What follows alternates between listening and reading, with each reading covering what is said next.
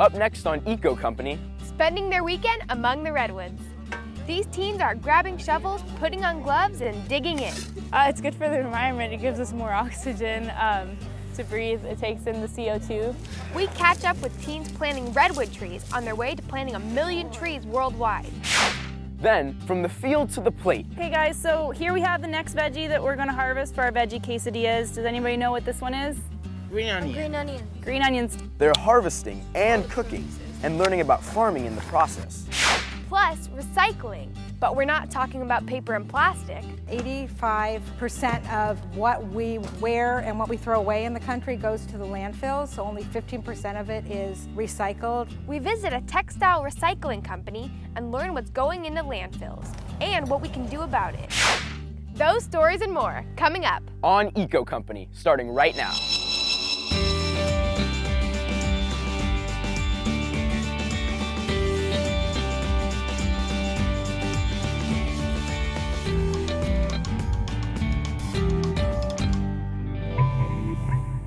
Hey guys, thanks for tuning into Eco Company. I'm Miles. And I'm Rain. Today we're in the middle of a grove of majestic redwood. Did you know some redwood trees can live to be 3,000 years old?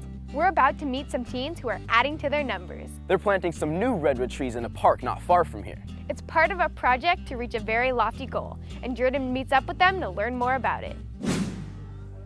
Planting 1 million trees to help save the environment. Now that was the goal dreamed up by one high school student, and it's becoming a reality. These teens here today are here to do their part, so let's go talk to them about it. So how do you spend your weekend?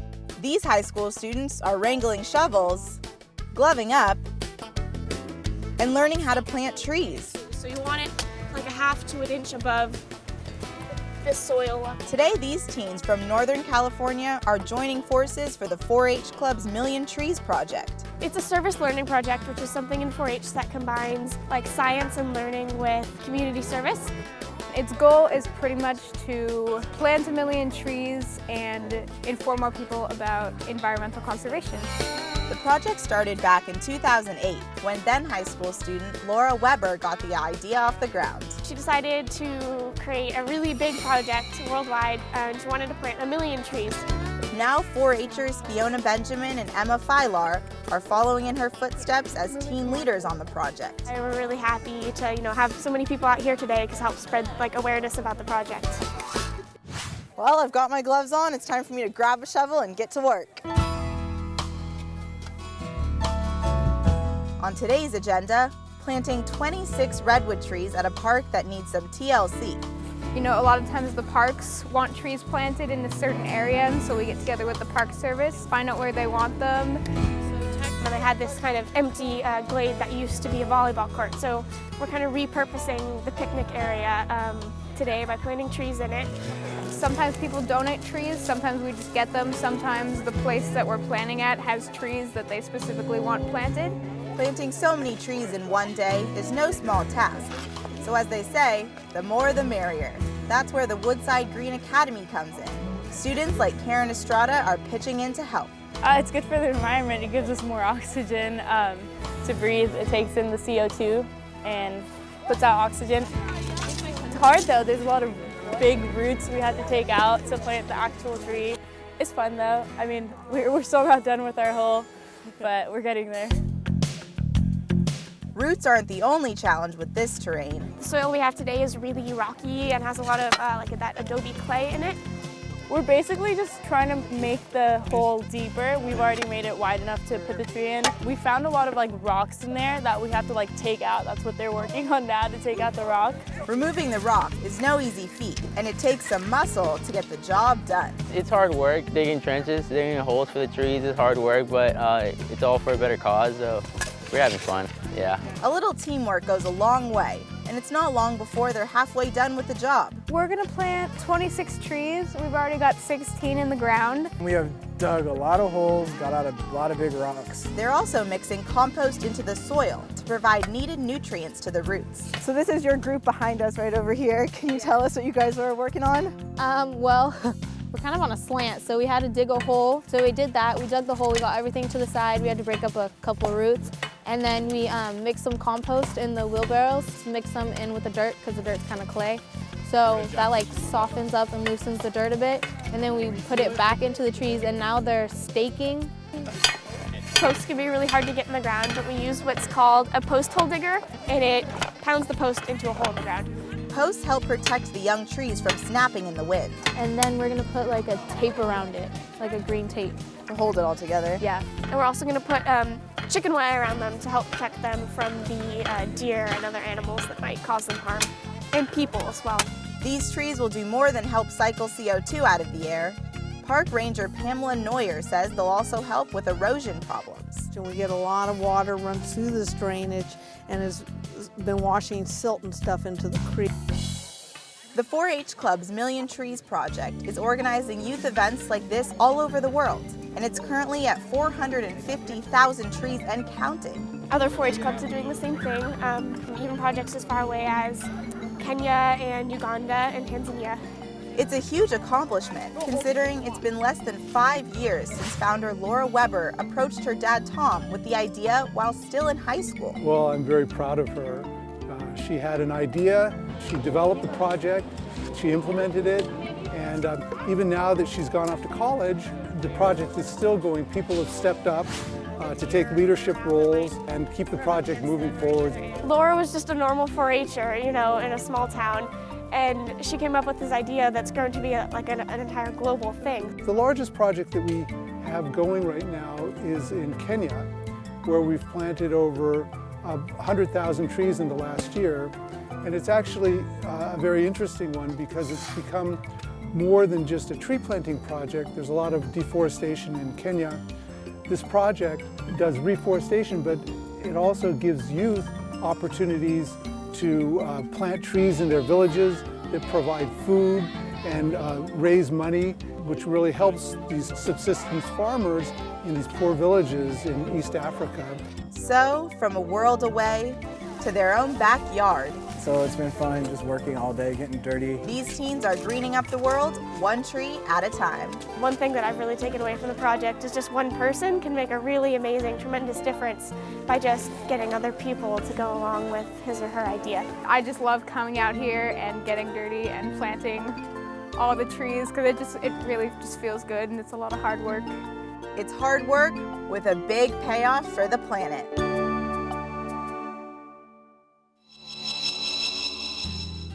Up next, cleaning up trash along an urban river.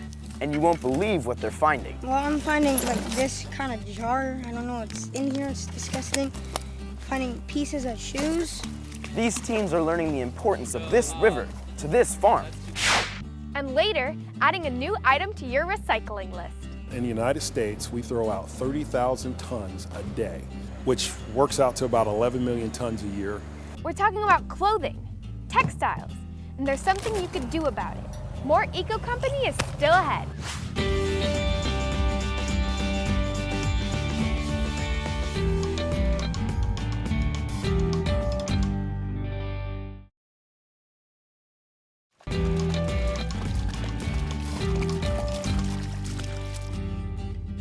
Welcome back to Eco Company. How often do you find a farm in the middle of a metropolitan area? Well, we found one in Sacramento, California. But on this farm, they're doing a whole lot more than growing food. As California's state capital, Sacramento is an urban center where everyone is busy and in a hurry. It's hard to imagine, but within the metropolitan area, you'll find this serene oasis.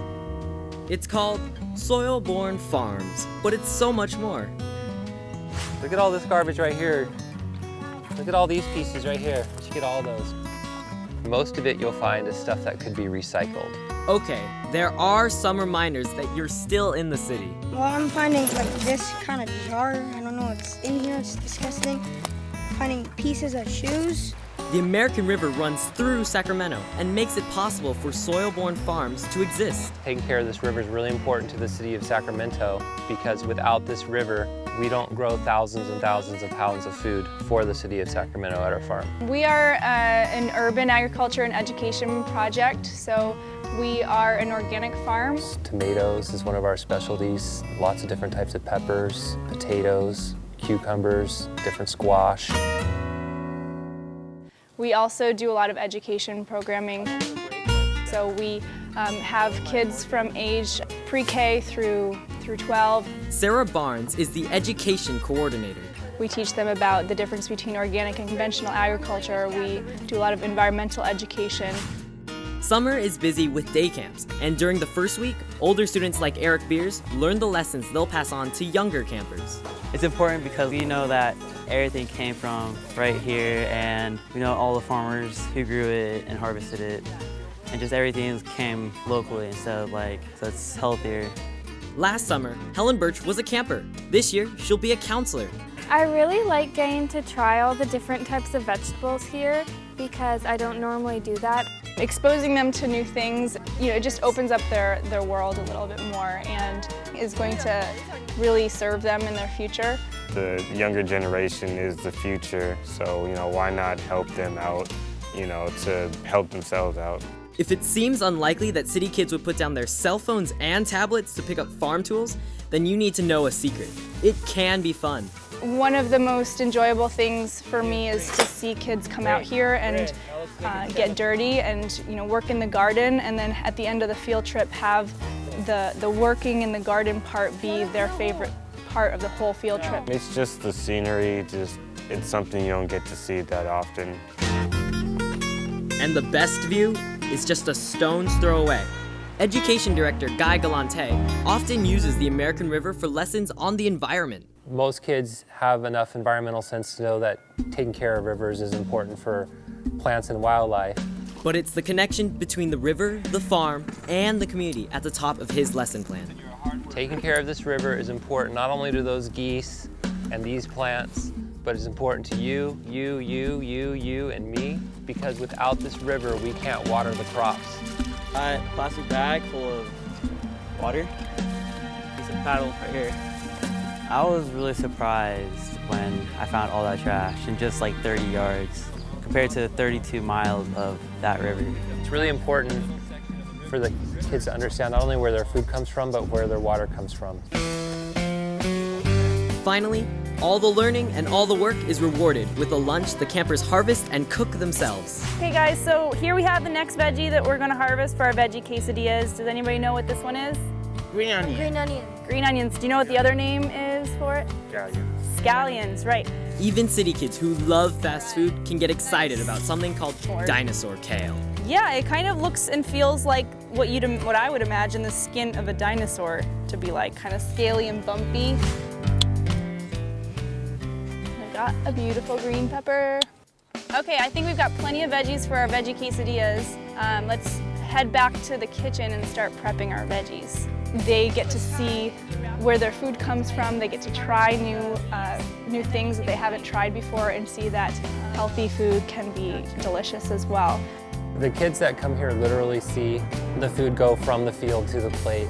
They're working in the garden, they're weeding, they're planting, they're cultivating, they're harvesting, washing, prepping, and then sitting down and eating. We're gonna spoon some of those veggies on there. Should be good. Delicious. Heaven, bro. Heaven. Is there any more quesadillas? No, none left. Oh, I only had one, so I just wanted to try one. And you liked it? Yeah, pretty good. And when camp is over for the day, it could be the staff members who are most satisfied. When I'm walking in front of the line and I hear kids behind me pointing things out, look at that bird. Oh, it smells so good. Wow, the river's so beautiful. And I hear how much they want to be outside. There aren't really words to explain what a powerful thing it is, and for us to witness it every day, it's just really cool. Cheers to summer day camp. Cheers, summer day camp. All right, great job, guys. So we recycle plastic, Check. glass bottles and containers, Check. and of course cardboard and paper. Check. But there's one more thing you can add to your list. And we'll find out what that is when we come back. More Eco Company is straight ahead.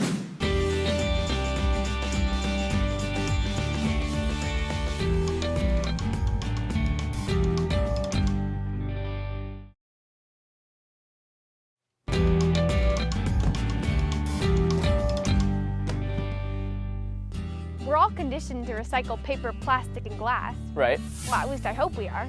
But there's one thing we often forget about, and the average American tosses out 65 pounds of it a year. Jelena checks out a company who wants you to add it to your recycling list. I got some new clothes for school this week, and I also went through my closet to get rid of the clothes I don't wear so much anymore. What would you do with them? Don't throw them in the trash. There are lots of things you can do with our old clothes. Let's go check one of them out.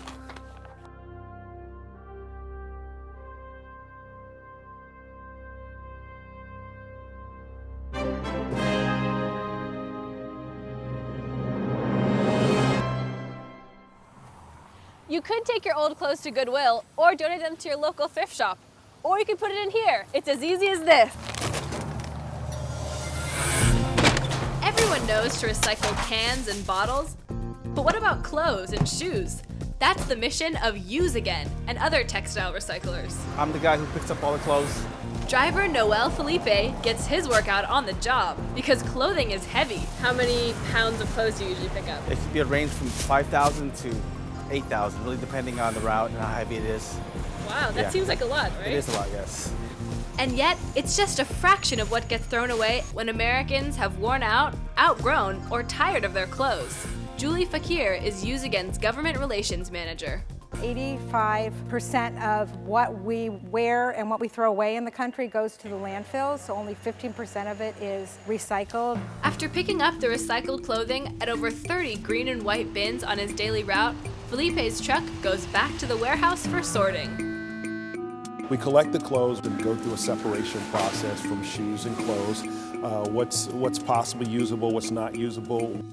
When we say usable, something that can be worn again. Division manager Tobin Costin says what happens to the unwearable items is even more interesting. Something that could be shredded and used for insulation in the house, could be used for padding in the floor, could be used also for blankets. Once we do that, we put them in cap sacks or we put them in bales, just depends on our customers and how they want them, and then we ship them out all over the world. What we're doing is important because too much of what we as Americans wear throughout the country ends up in the landfills, taking up landfill space, and there's so much need worldwide for used clothing and textiles. It's estimated that 70% of the world's population relies on used clothing. In the United States, we throw out 30,000 tons a day, which works out to about 11 million tons a year. 11 million tons? Going to landfills? That all adds up. Ken Lewis, Director of Disposal Operations for Waste Management, gives us some perspective.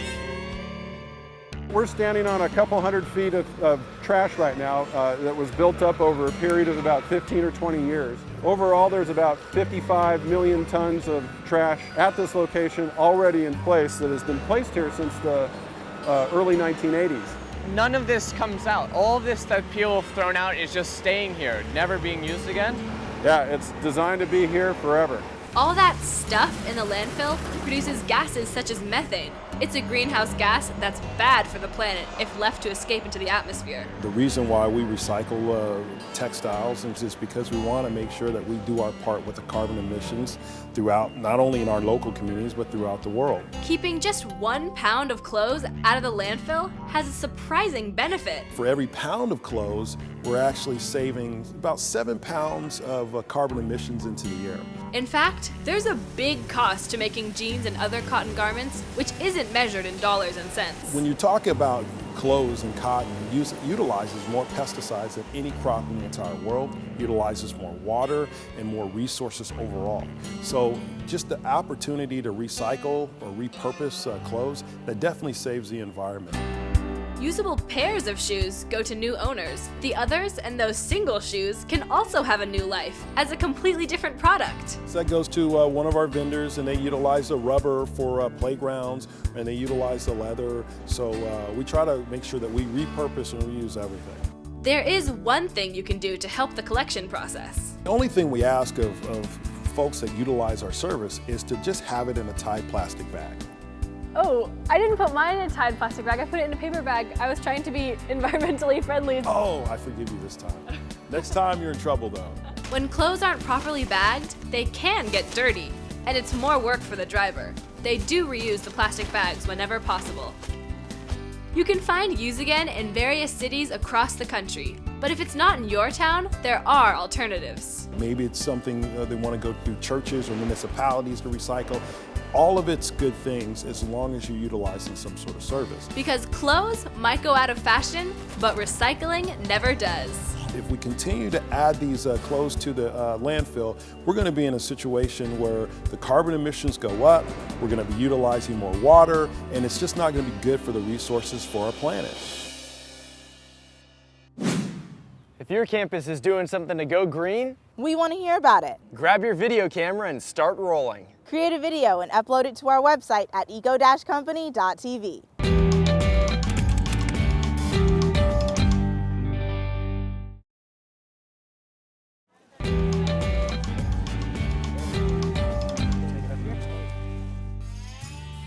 That wraps up this episode of Eco Company. Thanks for joining us. For more information on the show, visit our website at eco-company.tv. We hope you've been inspired by these stories and maybe got some ideas of your own. And remember, you too can be part of the solution. See you back here next time on Eco Company.